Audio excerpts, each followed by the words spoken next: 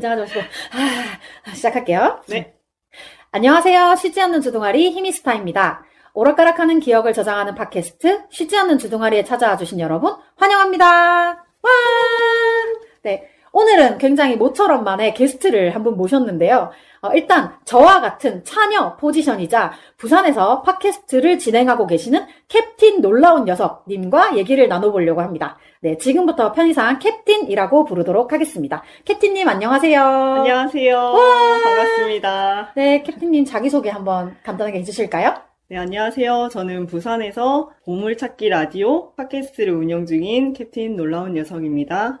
와, 캡틴 그러면 네. 혹시 지금 팟캐스트는 어디를 통해서 송출하고 계신 건가요? 네, 저는 팟빵에서만 업로드하고 있고요. 보통 자기계발이나 진로 탐색 관련해서 지금은 한 달에 한 번씩 방송을 올리고 있습니다. 저도 잠깐 들어봤는데 굉장히 일단 오프닝 시그널이 저하고 수준이 좀 다르고요. 혹시 그 오프닝 엔딩 시그널을 직접 하신 건가요? 아니요. 그거 잘 들어보시면 아마 아는 멜로디이실 텐데, 그 이루마님의 그 피아노 곡 중 하나예요. 제가 라디오를 잘 듣는데, 이루마님이 골든디스크 DJ를 하실 때 자유롭게 써도 된다고 음원을 올리신 걸 제가 기억했다가 지금 쓰고 있습니다. 굉장히 그런 부분 좋네요. 저 같은 경우에는 제가 음악적으로 좀 잘 아는 것도 아니고, 그런 부분으로 어떻게 도움을 좀 요청할 때가 마땅치 않아가지고, 제가 아는 분한테 하나 좀 내놔봐. 네. 라고 해가지고, 이렇게 하나 뜯어낸 음원으로 지금 이제 오프닝 시그널을 쓰고 있는데, 굉장히 시작부터 고급져서. 근데 저도 예전 시즌 거 들어보시면 엉망입니다. 아니요, 굉장히 저는 이렇게 시즌별로 사실 한 번씩 다 눌러봤거든요. 그래서, 굉장히 아름답다라고 생각을 했고, 일단 자기소개는 하셨는데, 네. 저희가 어떻게 아는 관계인지 궁금하신 분들 계시겠죠? 제가 항상 약간 아무도 궁금하시지 않으시겠지만, 이라는 말을 자꾸 하게 되더라고요. 근데 이쯤 되면 궁금해 하시는 분들이 계실 수도 있다고 생각을 하고, 네, 저희가 한번 말씀을 드려보도록 할 건데요. 네. 사실 저는 캡틴하고 처음 만난 사이고요. 그렇죠. 우리가 실물을 처음 보죠. 네, 저희가 어떤 이제 단톡방 하나를 같이 공유하고 있는데, 거기에서 서러운 부분이 겹치는 바람에 이렇게 제가 부산까지 출장을 나왔습니다. 네, 멀리까지 오시느라 수고 많으셨어요. 근데 제가 오자마자 굉장히 맛있는 타코야끼를 만들어 주셔가지고 제가 굉장히 지금 많이 먹고 배가 부른 상태에서 네, 배를 지금 통통 두들기면서 녹음을 하고 있어서 너무 기분이 좋고요. 일단은 저희가 사실 오늘 이야기를 할 주제는 명절 때 특히나 이제 겪을 수 있는 차녀들의 서러움. 특별히 사실 명절이라고 하지 않더라도 저희가 평소에 겪는 그런 뭔가 차녀의 입장에서 겪는 그런 이야기들을 조금 해볼까 싶어가지고 녹음을 이제 하게 되었는데요. 저희가 같이 있는 단톡방에서 뭔가 제가 가족한테 서운한 점이 있어서 그 방에 털어놨더니 네, 희미님께서 막 호응해 주시면서 같이 차녀 이야기를 하면 좋겠다 해서 오늘 이렇게 자리가 마련된 것 같죠? 맞아요. 저희가 그때 이야기를 꺼내고 제가 부산을 한번 갈까요? 라고 말을 꺼내자마자 거의 몇 분 지나지 않아서 제가 먼저 말을 걸었죠. 네, 맞습니다. 다행히도 그 오픈 채팅이 있으셔가지고 제가 바로 이제 말 걸어가지고 언제쯤 갈까요? 이렇게 얘기를 드려서 이렇게 굉장히 일사천리로 이야기가 성립이 됐는데, 일단 저희가 굉장히 서러운 차녀의 이야기를 하기 전에 그냥 슥 한번 지나가는 일상 얘기나 좀 하다가 가볼까요?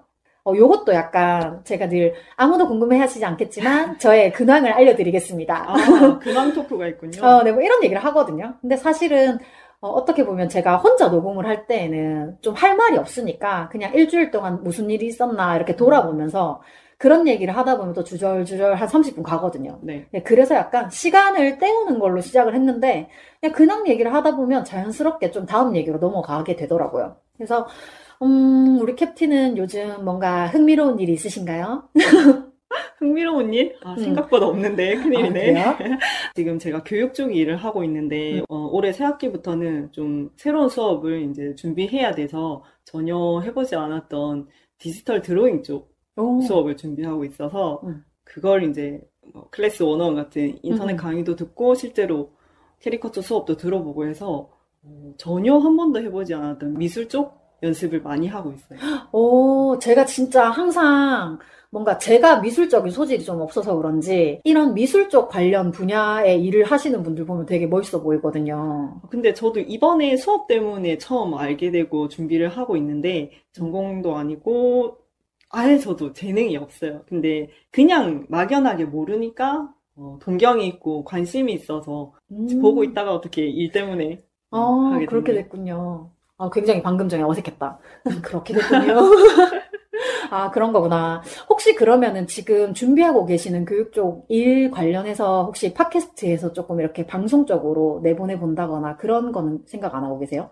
네, 아직 제가 전문적으로 지식을 가지고 있는 사람은 아니라서 그런 건 아닌데, 그냥 이 정도는 말씀드릴 수 있는 게, 제가 캐리커처 수업을 한 10회 정도 따로 온라인으로 들었는데, 그렇게 미술 전공자가 아니더라도 간단한 선을 딴다거나, 사람 사진을 보고 인물의 특징을 딴다거나 이런 건 비전공자들도 그리고 나이가 많으신 분들도 쉽게 할 수 있으니까 관심이 있으면 한번 시도해보는 것도 나쁘지 않은 것 같아요. 그럼 얘기 나온 김에 지금 보물찾기 라디오에서 어떤 내용을 주로 그 팟캐스트에서 다루고 계시는지. 제가 운영하는 보물찾기 라디오는 자기 안에 숨겨진 보석을 찾아가는 이야기를 다루고 있는데 시즌마다 좀 다르긴 한데 지금은 각 주제별로 자기 개발 관련이나 아니면은 이슈가 되는 그런 것들에 관련된 정보들을 모아서 제가 노래도 소개하고 같이 이야기도 나누는 그런 식으로 하고 있어요. 그래서 매 달마다 주제는 바뀌고 있고요. 와, 저는 이렇게 주제를 정해서 팟캐스트를 운영하시는 분들이 진짜 되게 좀 약간 제가 우러러보는 대상인 게, 저 같은 경우에는 제 방송을 계속 들으신 분들은 아시겠지만 매주 정말 그냥 내가 하고 싶은 얘기 네. 정말 나한테 무슨 일이 있었나, 난 도대체 뭐에 빡쳤나 약간 이런 주제 없는 토크들을 되게 많이 하거든요. 그래서 사실 저는 제목을 정할 때 진짜 항상 매번 고민을 하는 게, 오늘도 역시 지난주처럼 근황 토크만 열심히 하다가 끝났는데 지난주에 근황이었단 말이야. 그러면 이번 주에 또 근황인 거죠. 이렇게 되면 제목을 정하기가 정말 힘든데, 이렇게 주제를 하나 딱 잡아가지고 그것도 이렇게 시즌별로 탁탁 정해가지고 진행을 하신다는 게 저는 굉장히 뭔가 아주 저하고 좀 차원이 다르다 라는 생각이 들어요. 근데 말로 들으면 되게 좀 있어 보이는데 실제로는 그렇진 않고요. 시즌 1은 그 희미님처럼 제가 하고 싶은 말이 있어서 팟캐스트를 시작한 거였거든요. 그래서 시즌 1의 내용을 보면 제가 하고 싶은 말에 맞는 그 주제로 앞뒤를 꾸며서 업로드를 했어요. 그렇게 1년을 일주일에 한 편씩 업로드하고 나니까 제가 이제 하고 싶은 말들을 대부분은 다 쏟아낸 거죠. 네, 그렇게 하고 나서 이제 직업인 인터뷰나 아니면 지금처럼 월별 주제별로 다른 이야기들을 할 수 있게 된 것 같아요. 그것도 되게 어쨌든 간에 본인이 하고 싶은 말을 굉장히 충분히 쏟아냈기 때문에 가능한 거잖아요. 저도 한 1년 정도 열심히 하고 나면 뭔가 어떤 주제가 잡힐까요? 네, 충분히. 근데 아까 저희가 이제 약간 간단하게 차 마시면서도 얘기를 했지만, 저는 계속 사람들하고 만날 때마다 하는 얘기가 늘 어떻게 보면 좀 정해져 있는 것 같거든요. 제 안에 어떤 얘기가 하고 싶은지를 계속 이게 반복해서 얘기를 하는 게 있는데, 그래서 제가 이제 아까 전에도 약간 화장실 들어가면서 얘기했는데, 제가 이래서 팟캐스트를 하는 것 같아요 라고 하면서 제가 아팠던 이야기, 그 다음에 제가 처녀의 위치로서 어떤 일이 있었는지 이런 이야기들, 아니면은 지금까지 10몇 회까지밖에 안 했긴 했지만 어쨌든 저의 팟캐스트에서 가장 열렬한 호응을 받는 컨텐츠가 저의 이름에 관한 이야기였거든요. 근데 제 이름에 관한 이야기가 왜 그렇게 열렬한 호응을 받았냐 하면, 일단은 이 한국이라는 사회 안에서 여성이 가지는 위치, 그다음에 남아선호 사상, 이런 것들에 대한 것들이 다 함축되어 있는 이름을 제가 가지고 살았고, 그러다 보니까 뭔가 그걸 들으시는 분들 중에서도 그 이름에 관한 설명을 했던 회차가 굉장히 기억에 남는다 라고 말씀을 해주신 분들이 많아요. 공감을 많이 받은 에피소드. 좀 그런 것 같아요. 근데 좋아요는 많이 눌리지 않았는데. 청취수가 중요한 거니까요? 근데 일단은 이제 그거를 듣고 저한테 피드백 해주시는 분들이 그 회차를 듣고 굉장히 마음이 짠했다, 이런 얘기를 해주시는 것처럼, 어쨌든 저는 그 얘기를 뭔가 제가 발언할 수 있는 기회가 있으면 반드시 하겠다라는 생각을 늘 갖고 있었거든요. 근데 그 기회를 지금까지 만들고 있지 않았다가 이제 팟캐스트는 정말 내 마음대로 할 거니까 내가 하고 싶었던 얘기 다 하겠다. 이렇게 해가지고 계속 누구를 만나도 반복적으로 계속 이런 얘기들을 하는 거예요. 근데 정말 제가 맨 처음에 소개 회차에서도 그런 얘기를 했었는데 내가 이 한이 풀릴 때까지 계속 하겠다. 이런 얘기를 했었어요. 그렇게 해야지만이 내 안에 있는 뭔가 응어리 같은 게 좀 풀어질 것 같은 거예요. 아직은 그럼 부족하신 거네요? 아직은 그래요. 제가 지금은 누가 옆에 와서 이름에 관한 이야기 쿡 찌르면 또 얘기해 줄 수 있을 것 같아요. 그러면 제 이름에 관한 이야기를 짧게 하고 희미님 이름 이야기를 좀 들어봐야겠네요. 팟캐스트로 들으세요. 안 그래도 이제 희미님 팟캐스트를 앞부분에 좀 듣긴 했는데 아직까지 그 이름 에피소드를 못 들었긴 했거든요. 그래서 제가 이런 얘기를 하는 이유는 사실 제가 캡틴한테 우리 팟캐스트를 같이 할까요? 라고 얘기를 했을 때 본인이 가지고 있는 이야기는 사실은 그냥 차녀라면 이런 얘기 많이 했을 것 같고 많이 들어봤을 것 같은 보통 그런 흔히 주변에서 알 수 있는 그런 얘기들밖에 없다. 그래서 이거를 팟캐스트에 나가서 새삼스럽게 또 얘기를 해도 괜찮을까라고 말씀을 하셔서 우리 차녀에 대한 이야기는 아직 장녀, 장남에 대한 이야기보다 훨씬 많이 알려지지 않았기 때문에 우리는 정말 어디 가서라도 1000번이고 10,000번이고 해야 된다. 그래서 계속 얘기를 해야 된다. 라고 해서 제가 캡틴을 꼬셨던. 네, 그래서 지금 우리 애가 함께 있는 거죠? 맞아요. 그래서 사실 초반에 뭐 근황 얘기하고 이런 거는 그냥 저희가 다 그냥 긴장 풀기로 얘기를 한 거고 사실 오늘의 가장 중요한 포인트는 저희가 이제 차녀라는 이제 집안 내에서의 위치를 가지고 얘기를 좀 할 거예요. 혹시 아까 전에 잠깐 이름에 대해서 말씀을 하셨는데, 뭐 간단하게라도 해주실 얘기가 있으셨어요? 일단 저희는 딸 아들 중에 저는 둘째 차녀고요. 네. 저희 할아버지가, 저희 아빠가 결혼하시자마자 남녀 아이 이름을 하나씩을 만들어 놓으셨어요. 그래서 그 두 이름에는 같은 한자의 발음 글자가 다 들어가거든요. 근데 저는 예상치 못한 둘째 딸이기 때문에 따로 지어놓은 이름이 없으셔서 아버지가 급하게 지었다고 들었어요. 네. 그래서 저희 삼형제, 저희 삼남매 중에 저만 같은 글자 이름이 없어요. 그렇군요. 이게 제가 워낙에 차녀 힙합 좋아한다는 얘기를 방송에서 많이 해가지고 이제 들으시는 분들은 아실 텐데 짐송님도 차녀 힙합에서 이제 둘째 차녀에 대해서 잉여인간이라는 얘기를 아마 하셨던 것 같아요. 그러니까 이게 책에 써 있었던 내용인지 짐송님이 직접 말을 하셨던 건지 기억은 정확하게 안 나는데 어쨌든 둘째라는 위치 자체가 잉여인간이라는 그런 느낌이 굉장히 많거든요. 근데 지금 이름 얘기를 하셨을 때 저는 그게 완전 팍 와닿았던 게 딸, 아들 하나씩의 이름은 지어놓고 그러니까 둘째 딸의 탄생을 생각지 않으신 거잖아요. 네. 그러니까 계획하지 않은 아이가 네. 되는 거예요. 그래서 어릴 때는 거기에 대해서 크게 생각을 안 하고 자랐는데 최근 들어서 이런 점도 다르네 이러면서 약간 생각을 하게 되고 뭐 일부러 차별을 하려고 하신 건 아니겠지만 그냥 제가 느끼기에 나는 아직 준비되지 않았는데 태어나서 약간 좀 소외받나 이런 느낌이 없지 않아 있더라고요. 그랬구나. 저희 집 같은 경우에는 딸, 아들 중에 제가 둘째거든요. 그래서 제가 정말 그 중간에 낄 수 있는 모든 포지션 중녀, 차녀, 낀딸을 다 맡고 있는데 딸 중에서도 중간. 맞네요. 그리고 순서로 따지면 차녀. 그리고 언니와 여동생과 남동생 사이에 끼어 있는 것까지 해서 제가 그래서 사실 짐송님이 어떤 방송에 나와서 중녀, 차녀, 낀딸이라는 말씀을 하셨을 때 와닿지 아니할 수 없었다. 와닿았다. 그렇겠네요. 그러니까 중간에도 있고 차녀이기도 하고 끼어 있기도 하니까. 게다가 막내 아들이라고 하면 사실 제가 밖에 나가서 형제 관계 물어보는 걸 되게 싫어하거든요. 그래서 저희는 남매라고 얘기하지 않고 형제라고 얘기하는데, 네. 저희 집 딸 아들이에요. 근데 거기서 제가 둘째입니다. 라고 하면 주변 사람들이 다 같이 탄식을. 되게 힘들었겠네. 라는 말을 해요. 맞아요. 안타까운 듯한 느낌으로. 그러니까 사람들이 은연중에 사실 알고 있는 거야. 이렇게 딸 아들 중에 둘째 딸이라는 게 얼마나 힘든 포지션인지 알고는 있는데, 그렇다고 해서 둘째에게 기회를 또 많이 주지도 않아. 둘째는 알아서 기회를 만들어야죠, 자기가. 제가 그래도 최소한 방송에서 내 가족 욕은 하지 말자 라고 생각을 하고 항상 얘기를 했다가도 편집을 좀 해서 드러내는 편이긴 한데 저희 집은 약간 제가 느꼈을 때예요. 남들이 느꼈을 때는 아닐 수도 있어요. 왜냐하면 각자의 위치가 다르기 때문에 느끼는 게 다 다르잖아요. 네. 근데 제가 느꼈을 때 우리 형제들의 포지션은 어떻냐 하면 언니 같은 경우에는 근데 친가는 저희가 친척이 없어가지고 잘 모르겠는데 외가를 통틀어서 첫 번째 손주인 거예요. 성별하고 상관없이. 네.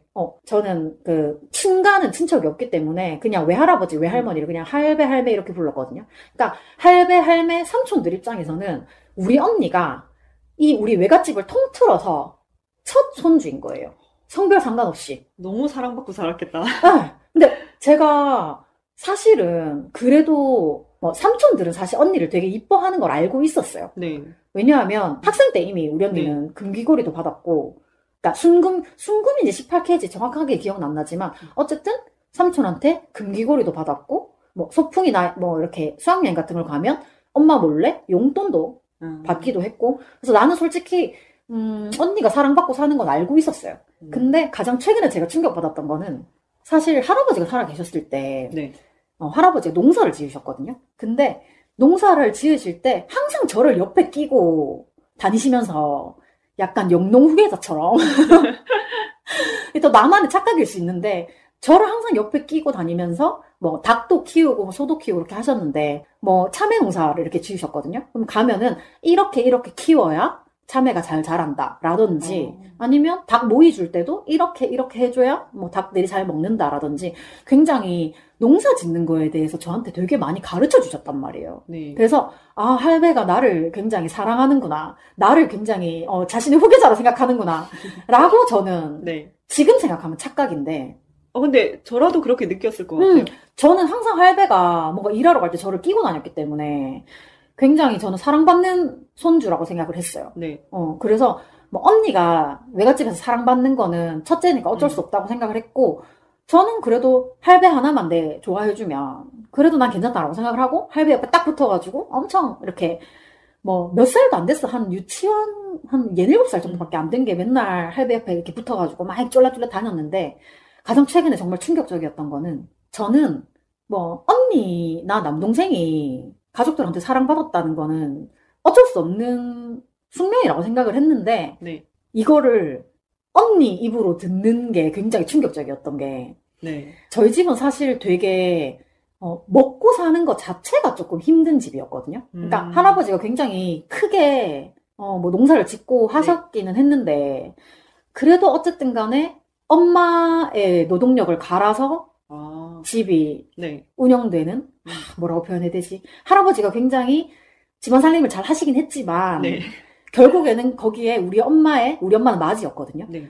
5남매 중에 맏인 우리 엄마의 희생이 있었기 때문에 외갓집이 그래도 집 한 채 가지고 살 수 있을 정도로 살았다고 생각을 했는데, 네. 어쨌든 그래도 되게 부유한 집은 아니었기 때문에, 제가 이거 다른 팟캐스트에 네. 사연도 보냈었는데, 그나마 우리 집에서 하고 싶은 걸 다 할 수 있다고 생각했던 언니마저도 이제 집에 돈이 없어서 하고 싶었던 그림을 네. 못 하게 되고, 그런 일이 있다 보니까 우리 집은 정말로 가난한가 보다라고 생각을 했단 말이에요. 네. 그래서 언니도 자신이 사랑받고 자랐다는 거를 깨닫지 못하고 사는 줄 알았어요.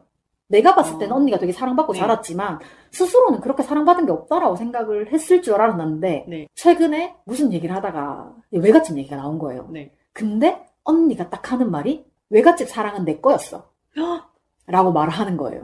약간 나 잘생겼는데 그걸 아는 사람이 약간 근데 나는 본인이 사랑을 받았더라도 사랑받은 줄 모르고 산다고 생각했거든요. 왜냐하면 사랑받은 사람은 보통 그 사랑받은 사람만의 특유의 그런 사랑이 좀 있어가지고. 천진난만한? 근데 우리 언니는 되게 현실적이거든. 그래서 본인이 사랑받고 자란 거를 모를 줄 알았는데, 그 얘기를 딱 하는 순간, 할배의 사랑도 내 거는 아니었네. 이 생각이 딱 들면서 37년 만에 37년까지도 오바고, 내가 할배가 나를 사랑해라고 느꼈던 한 30년 정도의 그 세월이 갑자기 바사삭 무너지는 거예요. 근데 어쨌든 간에 집안 내 구성 자체로 언니가 첫 손주였고, 네. 첫 조카였고, 이렇다 보니까 할배, 할매, 근데 할매는 잘 모르겠고, 할배, 삼촌들의 사랑은 언니가 다 가져갔고, 그 다음에 저 같은 경우에는 언니랑 연년생이기 때문에, 네. 언니한테 사랑을 다 주고 나니까 나한테 줄 게 없었는지, 아니면 저도 잉여인간으로 취급을 받은 건지, 항상 뭐, 이렇게 외갓집에 가고 이러면 언니만 약간 항상 좀 우대받는 것 같고, 외갓집 가면 설거지는 제가 다 했거든요. 더 어린데?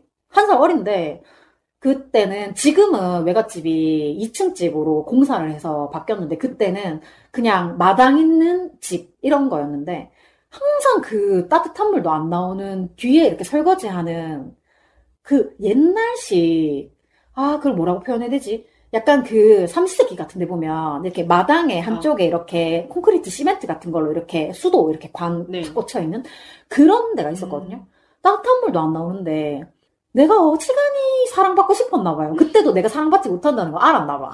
그래가지고 가면 설거지 하려고 내가 그렇게 가가지고 그 차가운 물에다가 시키지도 않았는데 먼저 설거지를 했다고요? 근데 그게 좀 기억이 가물가물한 게 제가 생각했을 때는 시키는 사람은 없을 거예요, 아마. 근데 눈치를 줬을 거야. 눈치를 봤구나. 네, 근데 저 같은 경우에는 뭔가 눈치를 어렸을 때부터 되게 많이 봐가지고 이렇게 봤을 때 내가 뭐라도 하지 않으면 여기에 존재 가치가 없다라는 생각을 항상 하고 살았던 것 같아요. 너무 슬프다. 어릴 때부터 그런 생각을 했다니. 근데 그게 너무 티가 났으니까. 그래가지고, 약간 언니는 삼촌들이랑 같이 앉아서 이렇게 뭐, 이불 덮고 놀고 있을 때, 저는 항상, 그래서 제가 할아버지 옆에 자꾸 붙어 있었던 걸 수도 있겠다. 조금 더 곁을 주시니까? 그러니까, 뭐, 딱히 할아버지는 나를 영농 후계자로 키울 생각이 아니라, 그냥, 잡일을 할 손이 필요했는데 얘가 자꾸 와가지고 붙어있으니까 그랬을 수도 있겠다라는 생각이 이제서 들거든요. 근데 어쨌든 그래도 나를 내치지 않으니까 다른 사람들은 나를 좀 약간 귀찮다 저리 가라 뭐 이런 식으로 많이 했으니까 나를 내치지 않는 것만으로도 굉장히 할아버지 날 사랑하고 있군 뭐 이런 느낌이었던 것 같아요.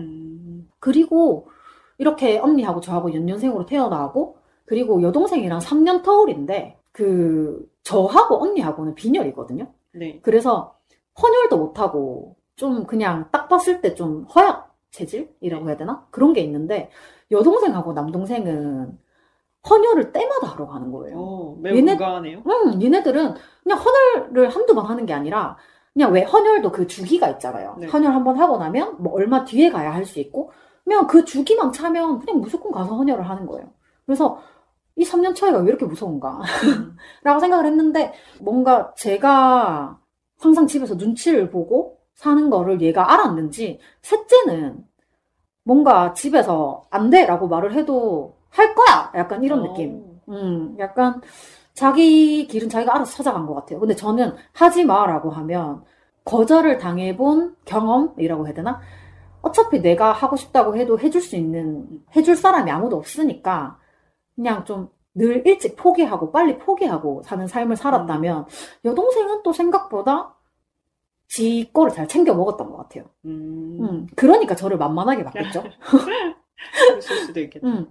어쨌든 그렇고 이제 우리 막내 아들 같은 경우에는 그 누구도 범접할 수 없는 아들이라는 위치. 네. 그리고 제가 주변에 딸 아들이라고 했을 때 왜 다들 탄식을 하나 보통 아실 거예요. 아들 낳으려고 딸을 셋이나 낳았네. 네, 그게 진실이고요. 그렇게 어렵게 낳은 자식이다 보니까 네. 굉장히 세상에 지밖에 없고요. 그래서 약간 저희 집의 구도가 형제들의 구도가 약간 서열이 이렇다 네. 보니까 참 그 찬요힙합에도 나오는 말인데 뭔가 집안에서 힘든 일의 중재는 내가 다 하는데 결국 내가 뭔가 성격 나쁜 네. 아이로 되어 있는 거예요. 근데 제가 진짜 그걸 보면서 펑펑 울었던 게 혹시 찬요힙합 읽으셨어요? 아니요, 아직 다는 읽지는 못했고 절반까지 읽었는데 금방 이제 얘기하신 거에서 너무 공감 가는 게 저도 최근에 그 단톡방에서 서운하다고 느낀 점이 저도 가족 안에서 모든 가족과의 사이 소통과 중재 역할을 담당하고 있거든요. 그래서 가장 둘째들이 애살이 있기도 하고 눈치가 빠르기 때문에 그런 역할을 할 수밖에 없는데 뭐 누가 시킨 것도 아니지만 다 잘 지냈으면 해서 그 역할을 하지만 이제 서운한 게 몰려와서 이번에 그게 터진 거였어요. 맞아요. 네, 맞아요. 진짜 그거는 그러니까 모든 자녀가 다 그렇진 않을 거예요. 모든 장녀가 다 그렇게 살아왔지 않듯이 그렇긴 한데 저는 진짜 캡틴이 하는 말 듣고 내가 너무 남의 얘기 같지가 않은 거예요. 맞아요. 그러니까 이게 너무 웃긴 게 힘들고 고된 일은 다 처녀한테 와요. 희미님처럼 저희도 언니랑 연년생이거든요. 저희는 어떻게 보면은 제가 태어남으로써 언니가 이제 엄마 사랑을 잘 못 받았다고 생각을 해서 잠깐 언니가 외갓댁에 맡겨진 적이 있어요. 근데 되게 오래 있었던 것도 아니고 한 일주일 정도? 그래서 금방 돌아왔는데 엄마는 그 일주일이 너무 미안해서 늘 언니한테 미안한 감정을 갖고 살아요. 그게 언니가 20살 때 대학을 서울로 가면서 떨어지니까 그게 더 증폭되는 거죠. 근데 저는 가까이도 살고 늘 언니보다는 어리니까 엄마가 케어를 했을 테니까 그 점에 있어서 미안하지 않은 거예요. 그래서 제가 늘 엄마 일을 돕고 이야기를 들어주고 해도 그게 당연하게 느껴서 나는 서운해하지 않을 거라고 이런 힘든 이야기를 저한테 하시니까 그게 쌓이면서 저도 이제 힘든 거죠. 근데 저 지금 얘기 들으면서 또 생각나는 게 뭐냐 하면 왜 처녀들은 자꾸 엄마 주변에 사는 걸까요?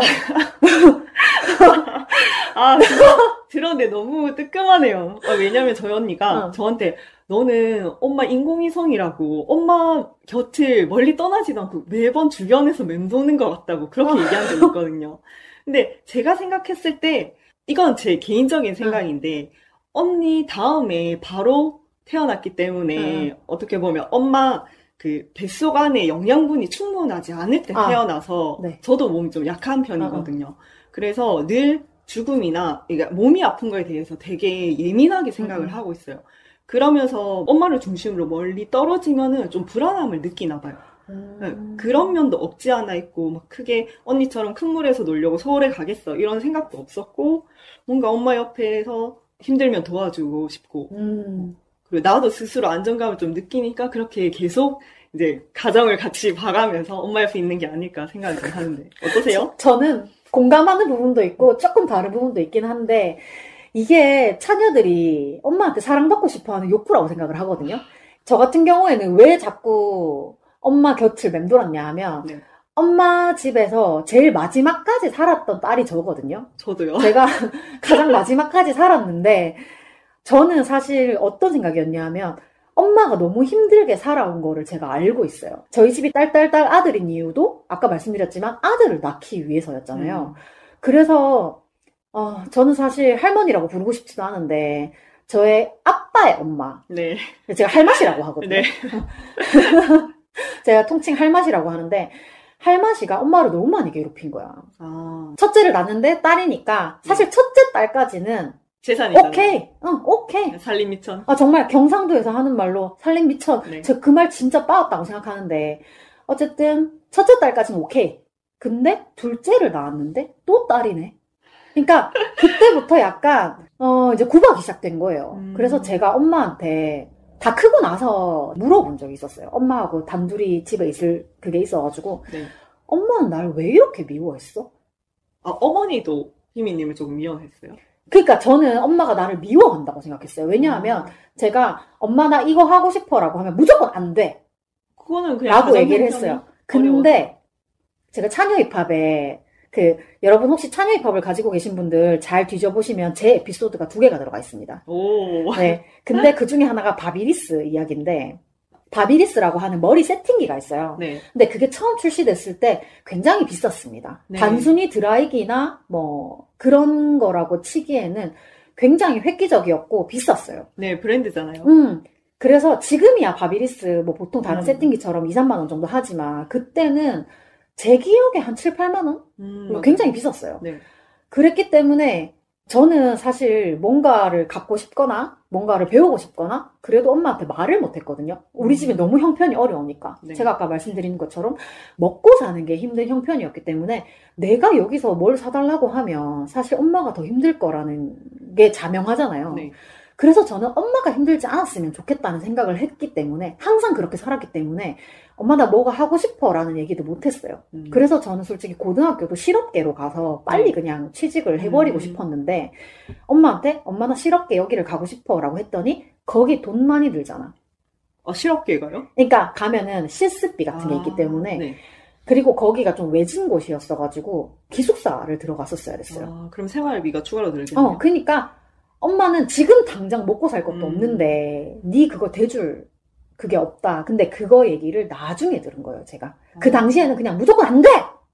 아, 그렇게만 얘기하셨구나. 그냥 무조건 안 돼! 저 분명히 고등학교 간다고 원서 다 쓰고 사진 다 붙여놨는데 그거를 내려가는 날 아침에 가지 마라 라고 한 거예요. 이유도 설명도 안 해줬어. 근데 중3 굉장히 여린 나의 마음. 제가, 예민하잖아요. 또. 게다가 제가 그때까지만 해도 근데 이 얘기하면 또 진송님 얘기가 떠오르는데 처녀들은 왜 이렇게 공부도 잘하고 학교에서 똑똑하다는 얘기를 많이 듣는 거야.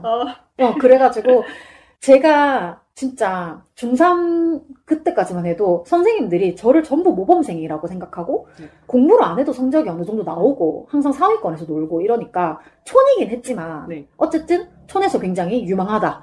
이렇게 생각이 되고 부모님 입장에서도 담임들이 가끔 뭐 이렇게 부모님하고 뭐 얘기를 하거나 이런 경우가 생겨도 얘는 알아서 잘 하고 있습니다. 맞아요. 뭐 요런 케이스였기 때문에 딱히 이렇게 걱정 끼치지 않고 사는 딸 중에 하나여서 그래서 더 무관심했을 수도 있는데 어쨌든 간에 그렇게 굉장히 항상 차단당하는 경험을 늘 항상 했어요.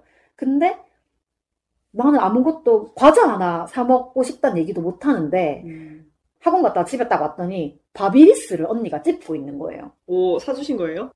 제가 그때 굉장한 충격을 받고, 언니는 말하면 다 이루어지는구나. 근데 그거에 비해서 너무나도 차이가 나도록, 엄마 나는 뭐가 갖고 싶어 라고 얘기를 하면 그게 왜 필요한데? 라든지, 지금 우리 집 형편을 봐라. 왜 언니나 다른 형제들한테는 하지 않는 우리 집 형편을 나한테만 그렇게 얘기를 했을까? 분명히 다른 형제들도 우리 집 형편이 그렇다라는 얘기를 들었겠지만 어쨌든 그들은 뭔가 손에 쥔 게 있었고 저는 손에 쥔 게 없었단 말이에요. 그래도 엄마 나름대로는 뭐 공평하게 해주었다 라고 생각을 했던 것 같아요. 그 당시에는. 그랬을 수도 있겠네요. 근데 어쨌든 간에 제가 세월이 다 지나서 20대 후반 정도가 됐을 때 집에서 쫓겨나기 전에 그쯤에 엄마한테 엄마는 나를 왜 그렇게 미워했어? 라고 물어봤는데 그때 제가 갑자기 그렇게 말을 한 게 아니라 방송에서 그런 느낌의 드라마나 예능 같은 게 하고 있었을 거예요. 그래서 제가 그럼 엄마는 왜 나를 그렇게 미워했어? 엄마도 저런 이유가 있었어? 라고 물어봤는데 엄마가 하는 말이 네 가졌을 때 할매가 너무 나를 힘들게 했어. 라고 하더라고요. 보통 그렇죠. 근데 내가 둘째로 태어나고 싶어서 태어났어? 맞아요.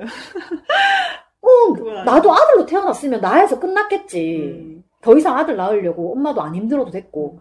근데 저는 그거를 옛날부터 엄마가 나 때문에 시댁에 눈치를 본다는 거를 엄마 입으로 듣지 않았지만 좀 은연중에 알고 있었나 봐요. 어린데도. 제가 눈치 하나는 진짜 빨랐거든요. 그러니까 눈치가 빠르니까 눈치를 많이 보게 되는 거예요. 그렇죠. 또 둘째들이 다 그렇진 않겠지만 조금 예민한 편이지 않으세요? 감각적이라던가. 완전히. 네. 그래서 아마 더 캐치도 잘하고 맞아요. 그 상황 파악을 자꾸 하는 것 같아요. 안 해도 되는데. 근데 어쩔 수 없이 들어오잖아요. 인지가 되는데 이거를 무시할 수는 없는 또 성격이라. 그러니까 저는 그때 당시에 외갓집에서 막 설거지하고 이랬을 때 왜 그랬냐 지금 생각을 해보니까 내가 지금 여기서 집안일이라도 뭔가 하나 하지 않으면 당장 어딘가로 쫓겨나갈 것 같은 느낌이 드는 거예요. 되게 가시밭길 같은 느낌이 있었거든요. 근데 어린 희미님한테 너무 그 친척들이 조금 눈치를 줬나 봐요.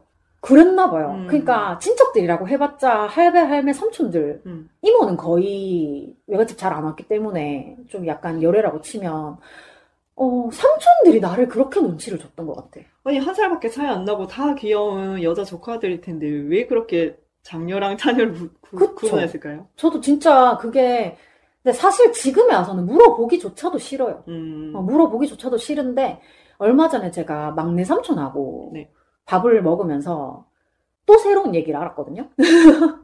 그러니까 새로운 얘기라기보다 나 은연중에 알고 있었는데 직접 입으로 말하셨다. 예. 그런 일이 하나 있었는데 이제 지금 막내 삼촌이 몸이 조금 불편해가지고 휠체어를 타고 다니신단 말이에요. 그래가지고 이제 저희 엄마 장례식 때도 못 오고 그다음에 엄마 지금 있는 납골당에도 못 들렀어가지고 그래도 엄마를 제일 따랐던 막내 삼촌이니까 나이 차이가 좀 많아요. 네. 그래가지고 엄마가 거의 막내 삼촌을 키우다시피 그렇게 엄마는 갈려나가고 하여튼 이렇게 엄마가 막내 삼촌을 아들처럼 키우면서 이렇게 살았던 게 있기 때문에 막내 삼촌도 엄마한테 되게 좀 애틋한 마음이 있단 말이에요. 네. 그래가지고 그래도 막 장례식도 못 오고 납골당에도 못 가봤으니까 내가 좀 데리고 가야겠다 네. 라고 생각을 해서 삼촌한테 미리 연락을 해서 이제 숙모하고 같이 납골당에 이제 들렀다가 이제 내가 밥을 사겠다라고 해서 식사를 하러 갔는데 또 뭐 삼촌 입장에서는 본인이 내겠다 해가지고 결국에는 계산은 삼촌이 하긴 했지만 어쨌든 간에 거기에서 굉장히 즐거운 식사 시간이었어요.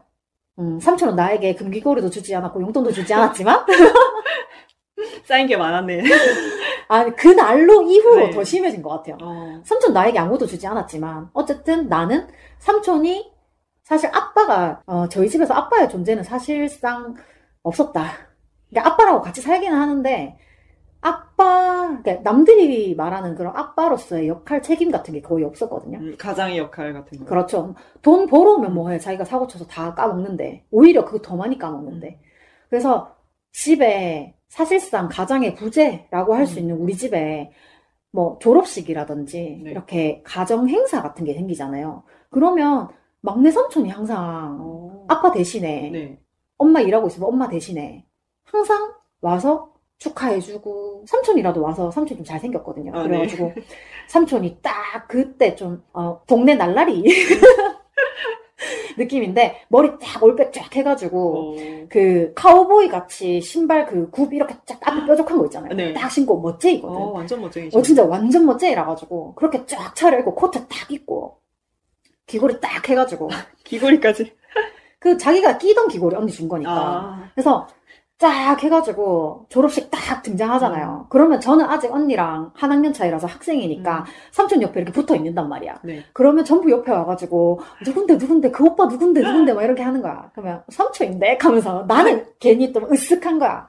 그래서 우리 어렸을 때부터 사실 아빠 대신을 좀 많이 해줬어요. 네. 그래서 막내 삼촌이 나한테 직접 해준 건 없지만 엄마가 힘들 때 많이 도와줬기 때문에 나는 삼촌한테 되게 고맙다고 생각을 하고. 네. 그러니까 이 생각을 왜 내가 해야 되는지 모르겠는데. 네. 왜냐하면 직접 실질적으로 막내 삼촌이 예뻐했던 건 언니고, 그리고 도움을 받은 건 엄마인데, 그런 감사를 내가 대신 전하고 있는 거예요. 그래도 어쨌든 가족이고. 그래가지고 이제 식사를 하면서 옛날 얘기를 어쩔 수 없이 하게 되는 거예요. 네. 근데 이제 얘기를 하다가 삼촌이 정말 자기는 그냥 옛날 얘기하고 싶어서 했겠지. 근데 그 얘기를 하는 거예요. 내가 진짜 너가 언니 소풍 갔을 때 용돈 좀 찔러줬다가 너가 엄마한테 개박살 났다 애가. 이러는 거예요. 네. 근데 순간 나한테 웃으라고 그 얘기를 했는데. 네. 웃긴 얘기라고 자기는 나한테 했는데. 나름 막내 삼촌은 엄마와 관련된 에피소드를 식사 자리에서 꺼낸 얘기를 한 건데. 근데 나는 웃기지가 않는 거야. 서운했네. 그래서 그 전까지 화기애애하게 그냥 우리 엄마 대장부였지 막 이런 얘기. 그 동네에서 진짜 이름난 대장부였거든요, 엄마가. 네. 그래서 막 우리 엄마 대장부였지 막 이런 얘기를 하면서 깔깔거리고 웃다가 순간 너그 언니 용돈 줬다가 깨졌잖아 얘기를 하는데 내가 순간 표정을 완전 말 그대로 그냥 개정색을 하고는 미안한데 나는 삼촌한테 용돈 받아본 적이 없어서 그런 감정을 잘 모르겠어 라고 말을 했어요. 네. 근데 나는 순간 내가 왜 그 말을 했는지 잘 모르겠는데 많이 쌓여있었나 봐. 그러니까 너무 서운했나 봐. 너무 서운했나 봐. 근데 그게 한두 번이 아닌 걸 난 알고 있었거든. 네. 그러니까 나는 소풍 가면 맨날 돈이 없어서 저희 엄마 용돈 같은 거 따로 안 주셨거든요. 그래서 맨날 과자 못 사 먹잖아. 그래서 맨날 돈이 없어서 엄마가 챙겨주는 과자가 있긴 하지. 근데 항상 소풍 끝나고 나면 애들끼리 놀러 가잖아요. 용돈 네. 받은 거 가지고. 근데 나는 용돈이 없으니까 친구들이 어디 놀러 가자 그러면 나 돈이 없어서 못 가. 그러니까 나는 내 교우 관계에도 이 가정적인 위치가 굉장히 컸다고 생각을 하거든요. 네. 그러니까 언니는 맨날 그렇게 받은 용돈 가지고 소풍 끝나고 나면 애들이랑 놀러를 가는데 나는 맨날 집에 와 있는 거야. 그래서 약간 그때까지는 사실 차녀 서사에 대해서 크게 이렇게 솔직히 진송님의 그러니까 이진송 작가님의 차녀 힙합이라는 게 이렇게 발발되기 전까지는 나도 내가 왜 이렇게 사는지 몰랐어요. 그러니까 내가 언니는 맞이라서 남동생은 아들이라서 인 것까지는 알았는데 내가 처녀이기 때문에 이렇게 힘든 생활을 했구나라는 거는 처녀 입학을 읽고 나서야 이제 깨달은 거예요. 저도 그 처녀 입학 관련된 방송을 따로 들었잖아요. 그걸 들으면서 저도 희미님처럼 내가 이러이러한 성향이 처녀니까 내가 눈치를 보는 이 끼어있는 입장이니까 더 그렇게 성향을 나타내는구나라고 저도 많이 느꼈거든요. 아까 말씀하시는 도중에 둘째들이 뭐 공부도 잘하고 뭐든 빠릿빠릿 다 알아서 잘하는 캐릭터인 게 저도 약간 그랬는데 그게 아마 둘째니까 우리가 잘하지 않으면 아예 아웃 오브 안중이거나 네 그렇게 되니까 알아서 열심히 하는데 그게 더더욱 같은 성별의 한 살 위에 언니가 있기 때문에 라이벌적인 관계로 우리는 잘하게 되잖아요. 맞아. 그러면서 저도 이제 막 더 열심히 하고 해서 그런 점에서는 되게 도움이 돼요. 그런데 그 와중에도 부모님들의 약간의 차별이 저는 있었거든요. 저 심각하게. 저는 아직도 기억나는 게 초등학교 때는 둘 다 공부를 잘 했는데 그 학력 우수상 이런 게 있잖아요. 그래서 그걸 받으면 집에서 이제 치킨을 시켜줘요.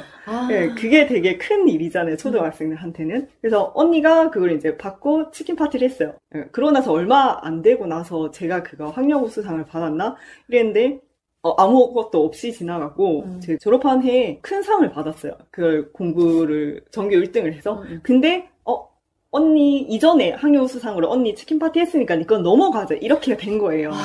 너무 서러웠던 거예요. 그게 근데 그게 아직도 생각나고 그리고 자꾸 비교 아닌 비교를 하잖아요. 그 친척들도 그랬던 게 있는데 저희는 명절 때 할머니 다 모여서 막 송편을 같이 만드는데 초등학생이 집중력이 얼마나 되겠어요. 그래서 언니는 그나마 조금 차분한 편이고 저는 많이 움직이는 편이거든요. 산만하다. 약간 그런 것도 있고 일단은 지그시 앉아서 뭔가를 오래 못했어요. 초등학생 때는. 그래서 막 같이 처음에는 막 잘 만들다가 중간에 사촌 동생들이랑 막 놀러도 갔다가 이러다가 막 할머니가 그러시는 거예요. 그래 첫째는 이렇게 진득하게 끝까지 하는데 둘째는 왜 그렇게 참을성이 없냐 이렇게 얘기를 하셨는데 그게 계속 뇌리에 남아있는지 그 이후부터는 일부러 뭐든지 계획을 오래 하고 내가 이걸 하겠다 하면은 그걸 끝까지 지키려고 노력을 해요.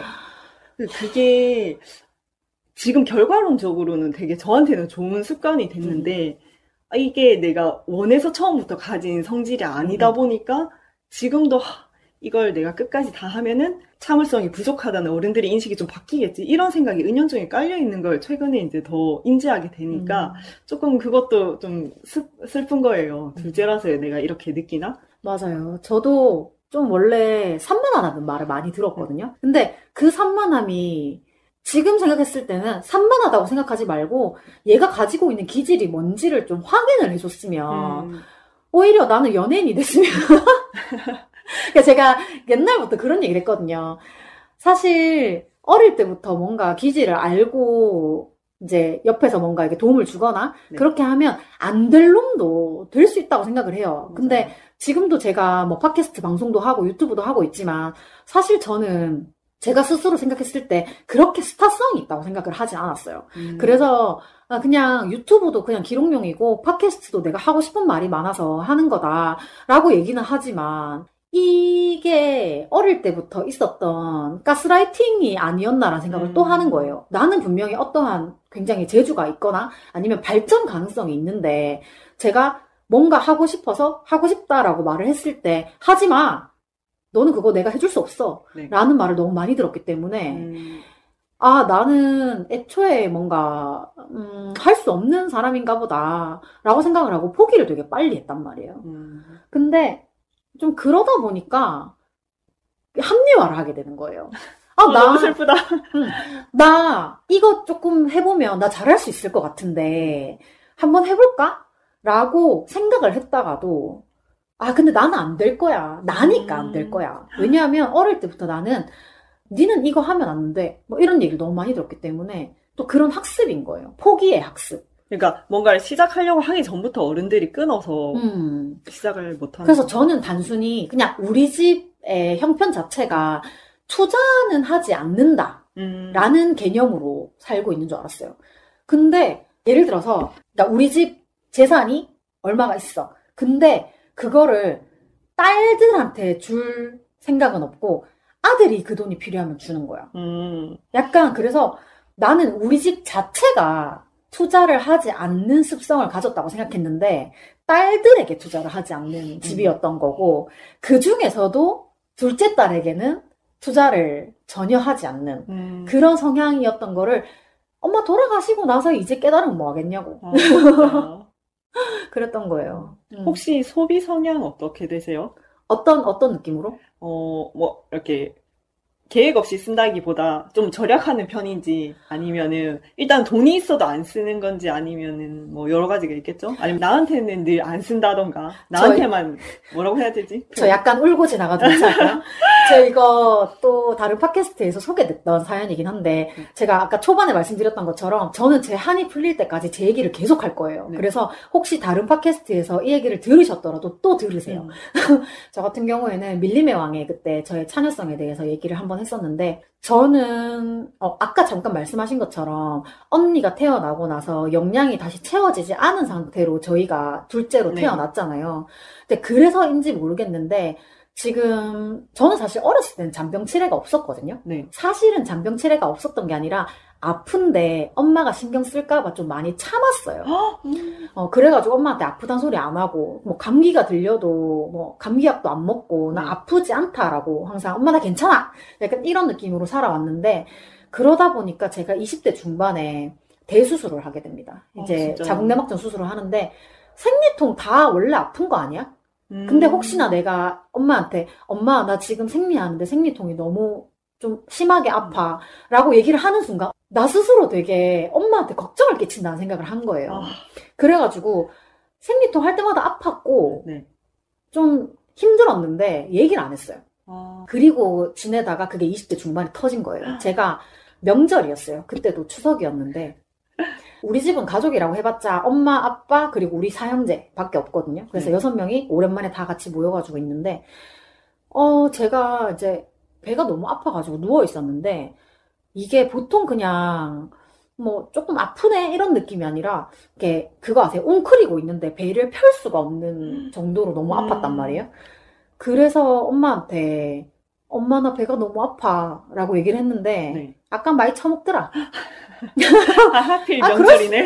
그럴 수 있잖아요. 그리고 가족이고, 뭐, 제가 별로 잔병 치레도 없고, 이걸 아니까, 네. 아까 많이 처먹더라. 하고 지나갔어.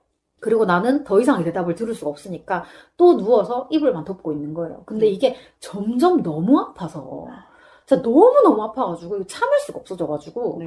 엄마한테 엄마가 진짜 너무 아파 라고 얘기를 했는데 뭐 다른 가족들하고 네. 노느라고 크게 신경 안 쓰셨구나. 네, 크게 신경 안 쓴 거예요. 그래서 내가 이거는 더 이상 참을 수가 없는 정도의 고통이어서 정말 차 키를 부들부들 떨면서 들고 지갑만 들고 근데 어디 간다고 얘기는 해야 되니까 네. 병원 좀 갔다 올게 하고 명절이었는데 그러니까 아마 당일이 아니어서 병원이 열었을 거라서 차키를 들고 운전을 해서 한 10분이면 가는 거리를 한 20분 정도 걸려가지고 네. 이제 내과를 갔어요. 네. 그때까지는 병원을 가본 적이 없으니까 어디를 가야 되는지 모르는 거야. 그래서 그 진찰하는 그 침대 같은데 누워서 혹시 만져봐도 되겠냐라고 하길래 아 만져보셔라. 그래서 꾹꾹 누르는데 내가 아! 라고 소리를 지른 파트가 여기 위나 이런 장 쪽이 아닌 거예요. 네. 그래서 그 의사가 지금 이거 내과 올 일이 아닌 것 같은데 혹시나 모르니까 내가 3일 치약을 지어주겠다. 네. 근데 그거 먹고도 안 나으면 부인과를 꼭 가봐라. 자궁 쪽이었구나. 네, 라고 말을 한 거예요. 그래서 일단은 그 약을 지어서 집에 왔는데 약을 먹어도 신통치가 않은 거예요. 그래가지고 이제 그 바로 위층에 산부인과가 있었는데 거기 가서 쓰셨는데 그냥 이것도 자궁내막증 얘기하면 길어지는데 해보더니 그냥 단순 골반염입니다 라고 말하는 거예요. 네. 할아버지 의사였어. 그래가지고 좀 촌이기도 하고 네. 단순 골반염이니까 그냥 약 좀 바르고 네. 그냥 그 진통제 좀 먹으면 낫는다. 그리고는 그 진통제를 먹어가면서 회사 출근을 했는데 제가 회사에서 쓰러졌거든요. 어떡해. 그래가지고 결국에는 그 사람이 오진을 한 건데 그 당시에는 제가 오진 고소하고 이럴 정신도 없었고 너무 네. 아프니까.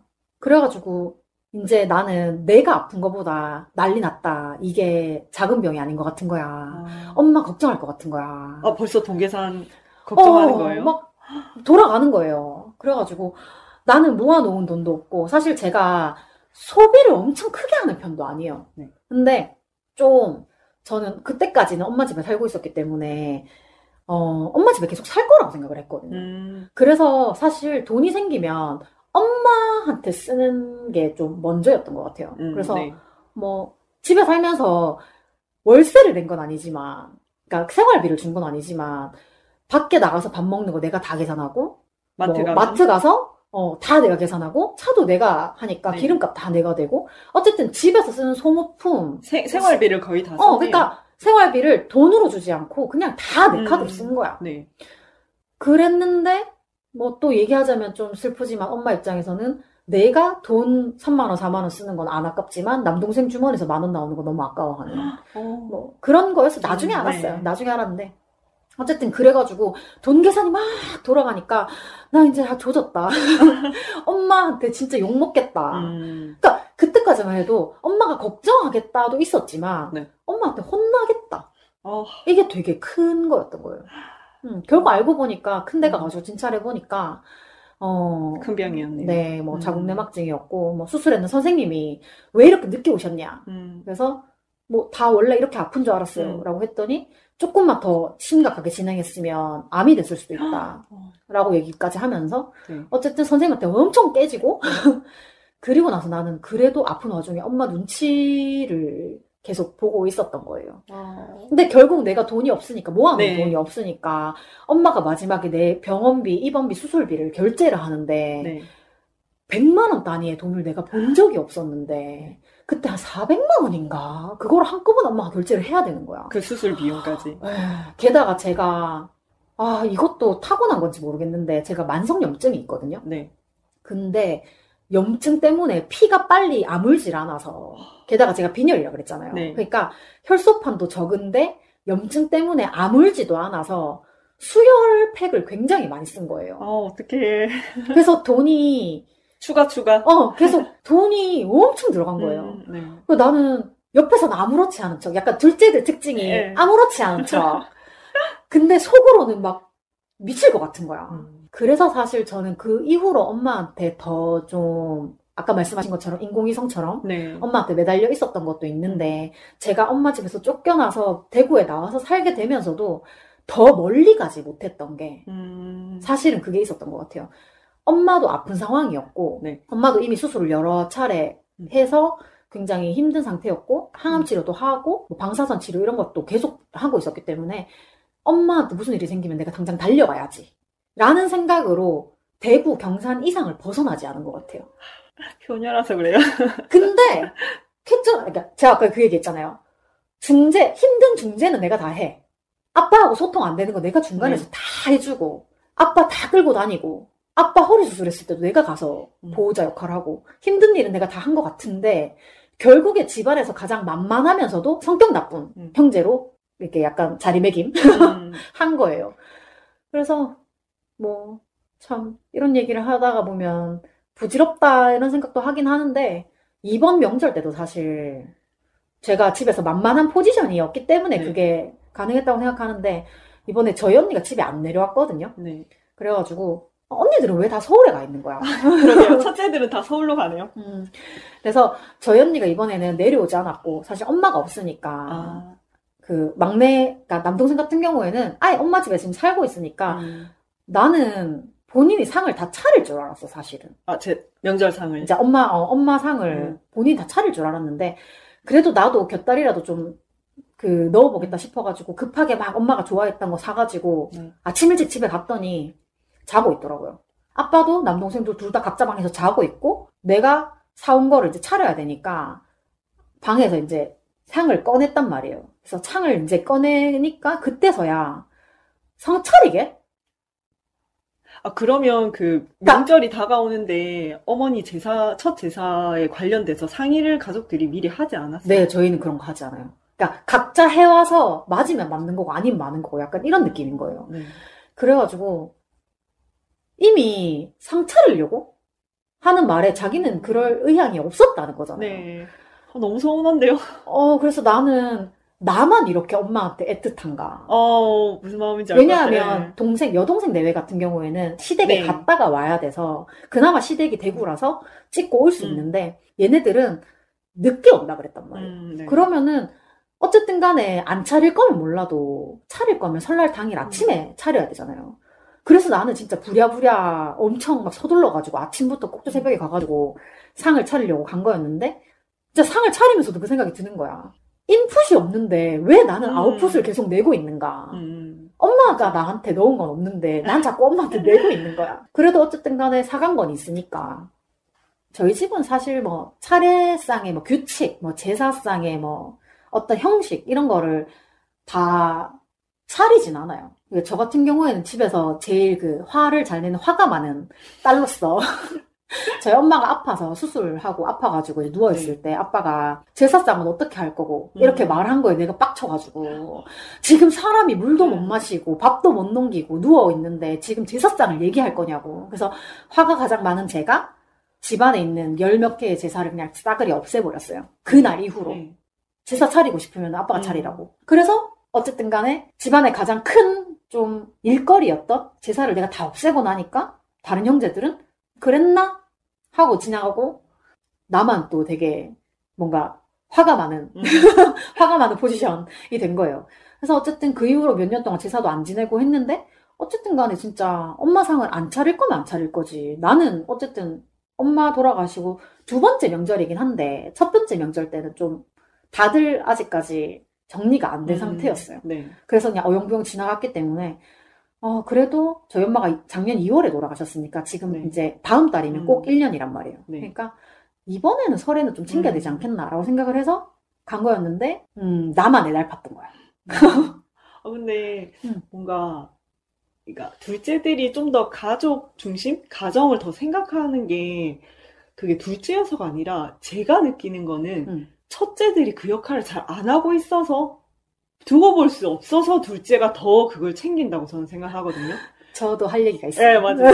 약간, 그러니까, 뭐, 모든 첫째가 그렇지는 않지만, 아까 첫째들이 다 서울로 갔다고 하는 이유가, 저희 집도 어릴 때 막 부유한 것도 아니고, 뭐, 부모님들이 다툼하실 때도 있는데, 이런 가정 환경이 조금 힘드니까 언니는 빨리 공부해서 서울로 대학 가야지, 이런 마음으로 열심히 공부를 했대요. 그러고 나서 이제 집이랑 떨어지면서, 직접 눈에 안 보이니까 집안일에 크게 신경을 안 쓰기도 하고 좀 그런 면이 없지 않아 있는데 그러면서 언니가 뭔가 내가 꼭 첫째여서 가족을 챙겨야 된다는 게 아니라 그래도 우리 형제 중에 제일 처음이니까 그 위치에서 부모님한테 말을 해야 할 거라던가 그런 것들이 있는데 당장 언니가 물리적으로 멀기 때문에 그게 안 되니까 그럼 둘째인 내가 그 일을 이제 하면서 자꾸 중재자 역할을 하게 되는 것 같아요. 끝까지 집에 붙어 있었던 둘째들이.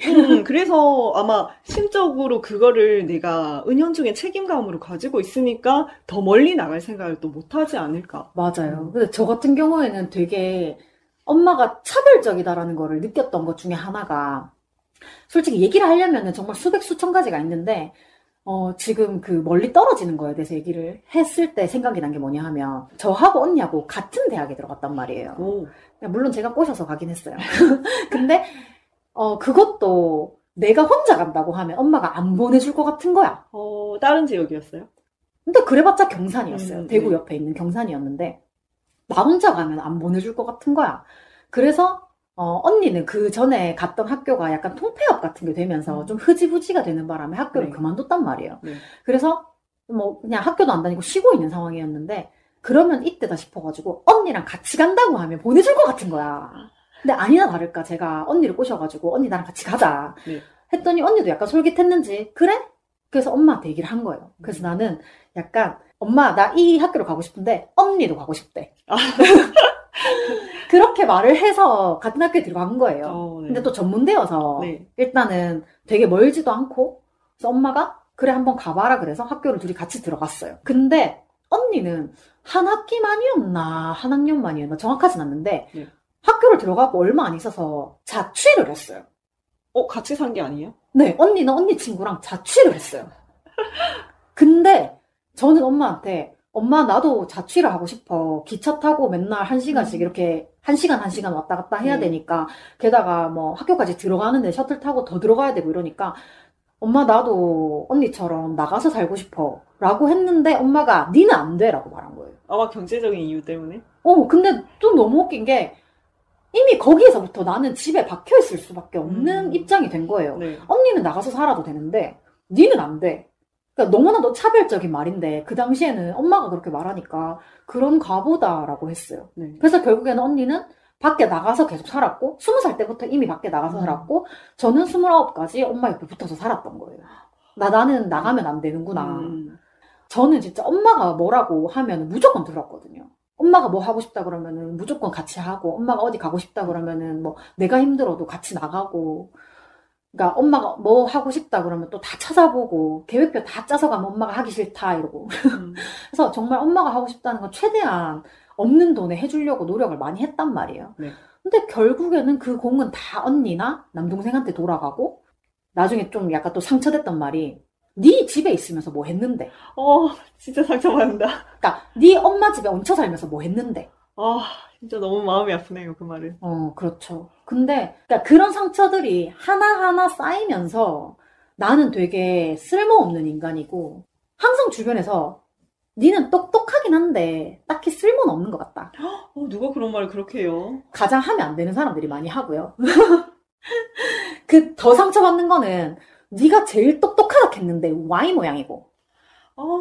근데 똑똑하면 똑똑한 만큼 푸시를 해줘야 되잖아요. 맞아요. 근데 돈 한 푼 뭐 가방 하나 사준 것도 없으면서 저는 항상 언니 거 물려받거나, 저 지금도 솔직히 옷을 제 돈 주고 사 입은 지가 얼마 안 됐어요.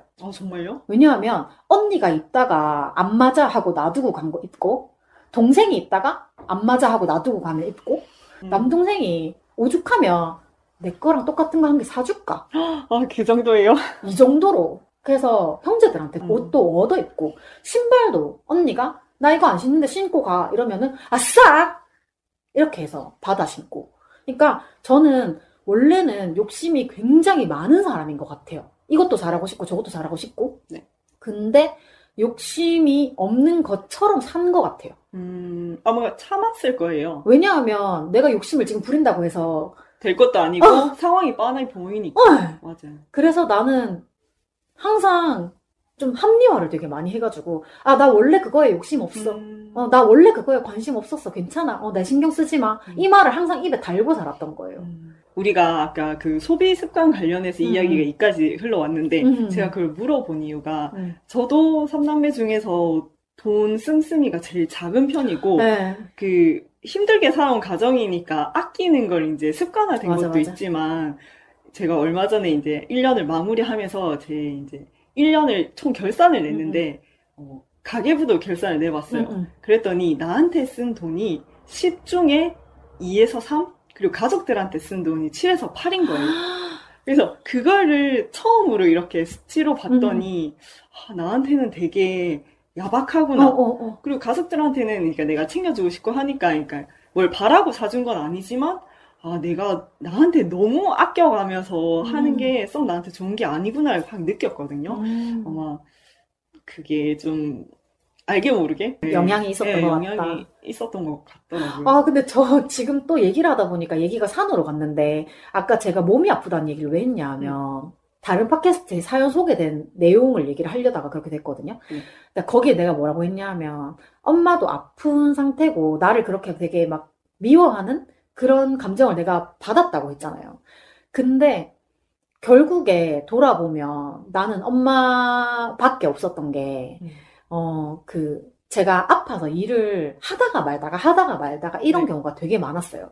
그래서 지금도 알바하고 있는 게 굉장히 오랜만에 일을 하는 거고, 이것도 일하러 간 지 일주일 만에 바로 부정출혈 나서 지금 그만두니 많이 하고 있는 상황인데, 나는 이렇게 원룸, 굉장히 나 하나 누우면 끝나는 방 한 칸에 되게 힘들게 살고 있는데, 엄마가 항암 치료하는 중에 아무것도 제대로 못 먹으니까 나의 식비, 전 이제 돈을 못 버니까 식비를 제한해 놓는단 말이에요. 먹는 게 원래 돈을 제일 아끼잖아요. 그래서 나의 식비를 제한해 놓은 상태인데, 엄마가 그래도 뭐가 먹고 싶다고 얘기를 하니까 나의 일주일치 식비를 들여서 엄마가 먹을 걸 사가는 거예요. 근데 결국 그거 다 아들 입으로 들어갔거든요. 아, 너무 짱나.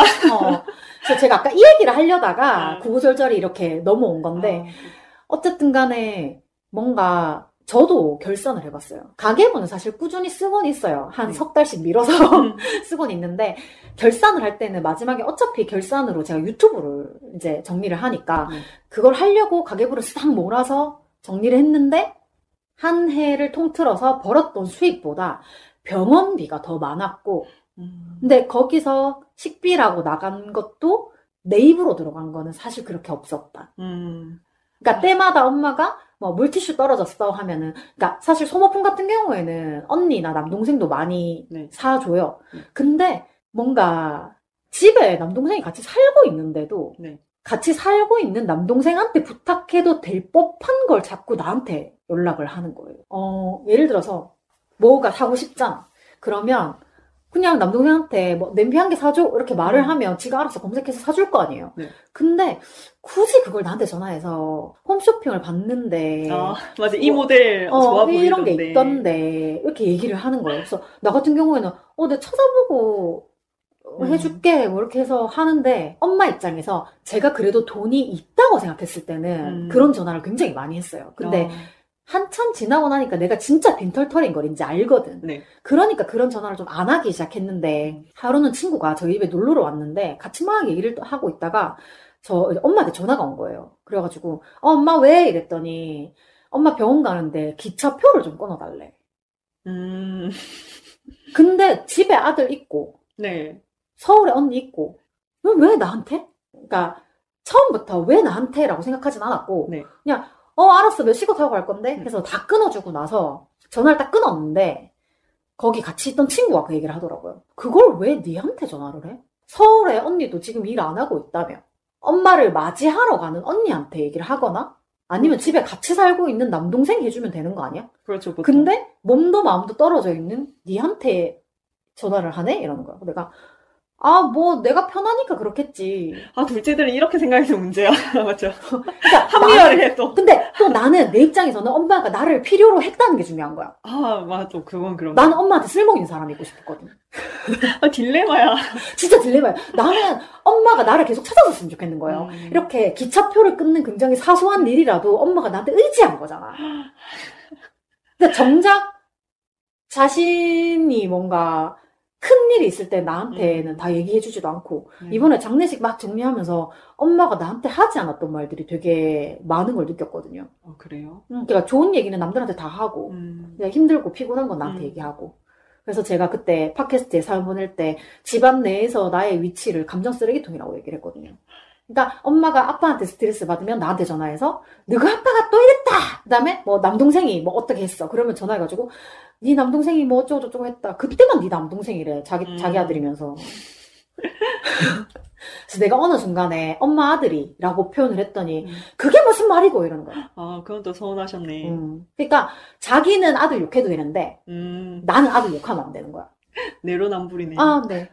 그래서 좀 약간 구구절절 얘기가 너무 좀 커지고 있긴 한데, 자녀들의 보통의 입지가 약간 그런 것 같아요. 눈치가 되게 빠른데 그만큼 눈치도 엄청 많이 보고 나의 쓸모, 가치 같은 거를 되게 많이 생각을 하기 때문에 항상 뭐든지 행동을 할 때도 책임감 있게 행동을 하고, 약간 내가 이거를 완성해내지 못하면 또 버려질 것 같은 느낌.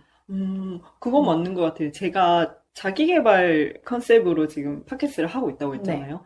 저는 시간을 허비하는 게 되게 싫어요. 그래서 되게 계획적이기도 하고 쉴 때도 가만히 멍하게 못 쉬어요. 뭐든지 활동을 해야 돼요. 뭐 자꾸 하려고 하죠. 네, 뭔가를 혼자 집에서도 청소하거나 공부하거나 뭔가를 해요. 그게 지금 희미님 이야기 들어보니까 뭔가 자꾸 나의 효용성? 나의 쓸모를 자꾸 만들어내는 것 같아요. 이게 집을 떠나서 혼자 살더라도 그걸 스스로 습관화된 게 있나 봐요. 그래서 계속 공부하고 내가 발전하는 걸 좋아하고 내 능력과 가치를 자꾸 확인하려고 하는 게 조금 그것도 처녀의 약간 습성이 아닐까 싶긴 해요. 그래서 저 같은 경우에도 늘 뭔가 시작도 하기 전에 포기를 하는 스타일이어서 나는 내가 원래 그런 줄 알았어요. 나는 원래 내가 그냥 뭐 하기도 전에 그냥 지레 겁먹고 그만두고 포기하고 라고 생각을 했는데 저는 사실은 뭘 배우는 걸 굉장히 좋아하는 사람이었더라고요. 근데 그게 수익 창출로 연결이 되지 않으니까 뭔가 나 되게 쓸모없는 사람인가? 아니면 금방 흥미를 잃어요? 흥미를 잃는 포인트가 그거를 유지할 돈이 없어서가 제일 많은 것 같은 거예요. 약간 아프고 병원비 다 쓰고 남들이 생각했을 때 병원비를 쓴다 그러면 엄청 뭐 큰 병을 가지고 있나 보다라고 생각을 하는데 저 같은 경우에는 아파서 병원을 자주 가는데 병명이 없어요. 그거 다 신경성이고 그런 얘기 듣지 않아요? 너 성격이 못 돼서 예민해서 그렇다. 너 스트레스 많이 받아서 그렇지. 저 맨날 아빠한테 그 얘기 듣거든요. 근데 그게 사실은 우리한테 스트레스를 주는 그 환경이라는 게 있어서라고 생각을 하거든요. 진짜로 혹시나 뭐 좀 집에 무슨 사건이 있다 그러면 나만큼 이렇게 예민하게 그 감각을 곤두세우는 사람이 잘 없어요. 이것도 나의 생각일 수 있는데 나 말고 나머지 형제 3명은 그럴 수 있지 뭐. 그냥 지나가. 신경 쓰지 마. 그러니까 저희가 아까 전에 서로 의논 같은 걸 하지 않냐고 물어보셨는데 전혀 그러니까 의논이 필요가 없는 게 그들은 그거를 필요로 하다고 생각 안 하니까. 애초에 그냥 언니나 남동생이 뭔가를 결정을 하잖아요. 그러면 그대로 가는 거고 저의 의견은 필요가 없어요. 그리고 셋째 같은 경우에는 자기의 가정이 이미 새로 생겼기 때문에 이 집안에서는 한 걸음 물러나 있는 상황인 거예요. 그래서 그냥 누가 뭐라고 하면 그냥 그래라 그냥 마지막에 확인만 하는 정도고 신경 쓰이고 귀찮은 일은 둘째인 제가 하지만 뭔가 큰 결정 이런 것들은 언니나 남동생이 하는 거예요. 점점 흥분해서 얘기를 하다 보니까 엄마의 아들 사랑에 대한 험담이 길어져서 여기는 편집하도록 하겠습니다. 근데 아마 어쩔 수 없을 거예요. 저희 집도 동생이랑 4년 터울이 나는데 똑같이 이제 둘째 딸은 아무도 반기지 않잖아요. 그래서 제가 엄마 뱃속에 있다는 걸 알고 할머니가 저를 없애려고 하셨대요. 그 정도로 저희 집도 남아 선호 사상이 강했는데 남동생이 태어나기 전까지 엄마 시댁에 못 오게 했대요. 그러고 나서 이제 남동생이 태어났으니까 또 동생은 장손이거든요. 그러니까 이제 엄마도 이제 시댁을 갈 수 있고 또 대우도 받으시고 하니까 그게 얼마나 본인의 서러움을 풀어주는 이 고마운 존재가 아니겠어요? 그래 놓으니까 그 애틋한 마음을 우리가 모르는 건 아니지만 그걸로 인해서 우리가 그치, 내가 잘못한 게 아니잖아. 이 둘째라서 이 받는 이 차별은 조금 많이 서운한 게 있죠. 그게 우리가 어른이 됐더라도. 그럼요. 근데 사실은 어렸을 때 받았던 충격이나 그런 서운함들이 오히려 더 어른이 돼서 커지는 게 있잖아요. 맞아요. 어릴 때라서 인지를 못한 것들이 지금은 이제 어떤 거였는지 알게 되는 경우도 있고, 그리고 알게 모르게 우리의 성향에 드러나기 때문에 이게 더 크다고 볼 수는 있는 것 같아요. 어릴 때 정확하게 그런 차별에 대한 개념을 알았다 몰랐다의 느낌보다도 나는 늘 항상 언제나 좀 숨겨져야 되는 존재이고 뭔가 드러나서는 안 되고 그런 존재인가? 그러니까 항상 존재에 대한 생각을 좀 많이 했던 것 같아요. 그런 걸 수도 있을 것 같아요. 우리는 일단 존재 가치를 자꾸 증명하려고 해요. 맞죠? 맞아요. 그래야 사랑받는다는 걸 또 확인받고 싶기도 하고. 근데 모르겠어요. 뭐 모든 둘째들이 그렇게 다 힘든 삶을 산 건 아니지만 어쨌든 둘째로서 우리가 겪어야 되는 많은 아픔들이 있었다. 이런 거를 가족이 아닌 다른 사람과 이렇게 얘기할 수 있어서 되게 좋은 것 같아요. 근데 그나마도 정말 우리에게는 차녀입합이라는 책이 나옴으로 인해서 제가 차녀입합이 3권 있었거든요. 네. 그 중에 한 권을 제 유일한 차녀 친구한테 제가 또 사인을 했어요. 차녀가 차녀에게 드림. 근데 또 그 친구 같은 경우에는 딸만 셋인데 특별히 이제 가족 구성원 안에서 자기가 차녀여서 차별받았던 적은 없었던 것 같다라고 얘기를 했던 친구예요. 그래서 차녀입합이라는 책을 읽어도 내가 뭐 공감을 할 수 있을까? 라고 생각을 했다는데 그 맨 처음에 머릿말처럼 이렇게 프롤로그 있잖아요. 네. 그걸 읽는데 그 친구가 책을 딱 덮으면서 열받아. 아, 라고 하더라고요. 본인도 공감했다는 뜻이네요. 그러니까 자기는 별로 차별당하지 않고 살아왔다고 생각을 했는데 처음에 머릿말을 딱 읽었는데 열받아 라는 얘기를 하더라고요. 맞아요. 저도 이렇게까지 내가 너무 좀 차별받았는데 이런 생각을 어릴 때는 전혀 못했고 확실히 찬열팝을 통해서 많이 인지된 것도 있고 저는 그걸 이제 방송으로 에피소드를 듣고 나서 이 방송을 일단은 책이 나오기 전에 엄마한테 링크를 보냈어요. 저희 엄마도 차녀시거든요.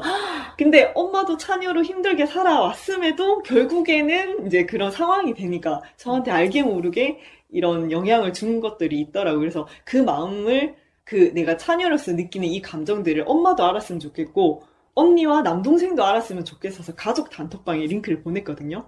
제가 생각하기에는 언니랑 동생은 안 들었을 것 같아요. 아예 링크조차 안 눌렀을 것 같고 엄마는 들으시고 공감 가는 거 있다면서 더 옛날 분이시니까 공감 가는 게 많으실 텐데 그럼에도 불구하고 이 나의 서운한 마음들을 다 이해한다? 이런 거는 크게는 못 느꼈던 것 같긴 해요. 제가 생각했을 때 똑같을 것 같아요. 제가 이거 한번 들어봐 하고 링크를 보내준다 한들 셋 다 안 들을 거고 뭐 셋째는 심심하면 좀 태교 삼아 한번 들을 수도 있을 것 같긴 하지만 제가 봤을 때 제목부터 마음에 안 들 거고 제가 차녀힙합 이후로 나의 위치에 대해서 은연중에 얘기를 해도 정말 다들 귀담아 듣지도 않거든요. 왜냐면 본인 입장은 또 아니니까 같은 중녀 낀딸이라고 하더라도 또 삼녀잖아요. 또 다른 느낌이고. 맞아요. 둘째랑 셋째는 또 달라요. 네, 맞아요. 아니 근데 저는 좀 약간 그 얘기도 하고 싶었던 게 약간 이게 둘째 차녀의 습성인지 잘 모르겠는데 주변에서 사람 되게 잘 챙긴다는 얘기 듣지 않아요? 맞아요. 저도 사람 관계를 되게 중요시하게 여기거든요. 그게 뭐 MBTI 성향적인 걸 수도 있는데 지금 생각해보면 저희 언니가 1살 위긴 한데 되게 나긋나긋하거나 따뜻하게 챙겨주는 스타일은 아니에요. 그리고 둘째니까 알아서 해야 되는 입장이니까 뭔가 윗사람? 언니한테 받지 못한 그런 케어를 그럼 내가 좋은 언니, 좋은 누나가 돼서 다른 사람들을 챙겨야지 하면서 주변을 자꾸 케어하는 편인 것 같더라고요. 특히나 저는 이제 외국 유학을 한 적이 있어서 한국에 있는 유학 학생들 보면은 되게 더 마음이 가요. 그래서 외국인 친구들이랑 교류가 많은 편인데 그것도 지금 돌아보니까 그냥 내가 사람을 좋아해서 많이 만나는구나가 아니었고 내가 그런 케어를 받지 못한 거를 내가 다른 사람들한테 나눠주려고 하는 성향 때문에 한 게 아닐까. 요즘에 그런 생각을 좀 많이 하는 것 같아요. 저는 솔직히 지금은 내 앞가림 하기도 너무 힘들어서 내가 기력이 없고 맨날 아프고 이러니까 힘이 없어서 그렇게 못하는데 예전에 제가 진짜 많이 들었던 말이 어딜 가나 그런 얘기를 하는 거예요. 나한테. 희미님은 되게 엄마 같다. 나 엄마한테 사랑 못 받고 자란 거를 내가 엄마가 돼가지고 자꾸 이렇게 뭐 퍼주는 건가 이런 생각도 들기도 하고 사실 이번 명절 때도 언니가 안 내려왔으면 그냥 나는 나의 그 명절을 즐기면 되는 건데 집에 솔직히 남동생 같은 경우에는 지 배 안 고프면 남 배고픈 것도 모르는 스타일이란 말이에요. 이번에 또 그런 일이 있었고 그래서 저는 엄마도 없는 집에 여동생 내외가 왔는데 어쨌든 간에 이 집에 사위잖아요. 사위가 오고 손주가 오는데 맞아, 친정집에서 아무것도 안 해주면 아무것도 안 해주면 물론 시댁에서 많이 먹고 왔겠지. 근데 아무것도 안 해준 친정에 와서 안 그래도 가뜩이나 애가 또 둘째 있어가지고 힘든데 나라도 있어서 얘 밥이라도 챙겨줘야지 라는 생각으로 얘네들 집에 보내고 나서 나도 집에 와야지 라고 생각을 했었거든요. 맞아요. 약간 그런 마인드가 있는 것 같아요. 너무 슬프다 진짜. 아이고 정말 이게 마음이 잘 맞는 차녀 포지션에 이제 게스트하고 같이 얘기를 해서 너무 기쁘기도 하고 한편으로는 또다시 한번 우리의 입장을 되새겨보면서 우리는 그래서 언제까지 이렇게 이런 감정에 휩싸여서 살아야 되나. 그렇기 때문에 이 감정이 모두 해소될 때까지 우리는 계속 얘기를 더 할 생각이고요. 오늘 캡틴 저하고 같이 얘기를 한번 해보셨는데 어떠셨어요? 네. 저도 오랜만에 저랑 같은 입장에 차녀랑 같이 이야기할 수 있어서 너무 속이 후련했고요. 일단은 먼 길 찾아오셔서 제 이야기도 들어주셔서 감사하고 이렇게 좋은 팟캐스트의 게스트로 나올 수 있어서 또 영광이었습니다. 우와, 근데 사실, 뭔가 캡틴께서는 본인의 이야기를 들어주셨다고 하지만 제 얘기가 훨씬 많고요. 제 얘기를 들어주셔서 오히려 저는 더 감사한 마음이 있어요. 본인의 얘기도 굉장히 솔직하게 얘기를 많이 해주셔가지고, 너무 기분이 좋은데, 일단 그래도 어쨌든 간에 지금 부산에서 팟캐스트를 진행하고 계시는 입장이시기 때문에 본인의 팟캐스트를 한 번 더 정리해서 소개를 한 번 더 해주실 수 있으실까요? 네. 제가 운영하는 팟캐스트 보물찾기 라디오는 팟빵에서 검색해서 들으실 수 있습니다. 보물찾기 라디오 또는 보라 채널이라고 검색하시면 되고요. 자기계발 또는 주제별 다양한 정보들을 소개하고 있으니까 꼭 한번 들어보세요. 우와, 꼭 한번 들어봐 주십시오. 저 잠깐 들었는데도 굉장히 유익한 정보가 많더라고요. 꼭 한번 들어봐 주시기를 제가 부탁을 드리고 오늘도 마무리 멘트 하고 이제 인사를 드리도록 하겠습니다. 쉬지 않는 주동아리 출연 신청 및 섭외, 광고 문의는 heemistar@gmail.com 힘이스타 gmail로 해주시고요. 협업 제안 및 방송 후기, 기타 하고 싶은 말들이 있으시면 모두 편하게 보내주시면 됩니다. 인스타그램 계정은 podcaster_heemistar 팟캐스터_힘이스타입니다. 저 팔로잉이 조금 늘었어요. 공지사항은 인스타를 통해서 다 확인하실 수 있고요. 쉬지 않는 주둥아리는 팟빵과 오디오 클립에서 들으실 수 있습니다. 오늘도 제 기억의 한 조각을 함께 해주신 여러분 너무 감사합니다. 지금까지 쉬지 않는 주둥아리의 힘이스타였고요. 돌아오는 화요일에 다시 만나요. 안녕!